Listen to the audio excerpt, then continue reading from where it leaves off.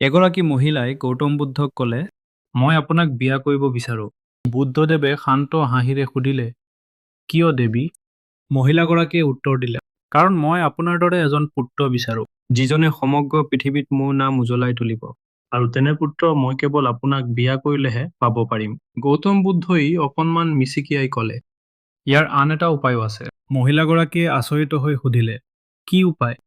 বুদ্ধদেৱে গভীৰ শান্তিৰে ক'লে, আপুনি মোকেই নিজৰ পুত্ৰ বুলি মানি লওক, আৰু আপুনি মোৰ মা হৈ যাওক, আৰু তেতিক্ষণে আপুনি মোৰ দৰে এজন পুত্ৰ পাই যাব। এই কথা শুনি মহিলাগৰাকী স্তব্ধ হৈ গ'ল। তেওঁ বিস্ময় ভৰা চকুৰে বুদ্ধদেৱলৈ চাই থাকিল। তাৰপিছত তেওঁৰ দুধাৰি চকুলো বৈ আহিল। কাৰণ মহান মানুহৰ চিন্তা কেতিয়াও কামনা বা মোহত আবদ্ধ নহয়। সেই চিন্তাৰ মাজত থাকে জ্ঞান আৰু পবিত্ৰতা। সাগৰৰ সমগ্ৰ পানীয়েও এখন জাহাজ ডুবাব নোৱাৰে, যেতিয়ালৈকে সেই পানী জাহাজৰ ভিতৰত সোমাই নাযায়। ঠিক তেনেদৰে পৃথিৱীৰ কোনো নেতিবাচক চিন্তাই আপোনাক তললৈ নমাব নোৱাৰে, যেতিয়ালৈকে আপুনি নিজেই সেই চিন্তাক নিজৰ মনত ঠাই নিদিয়ে। ধন্যবাদ।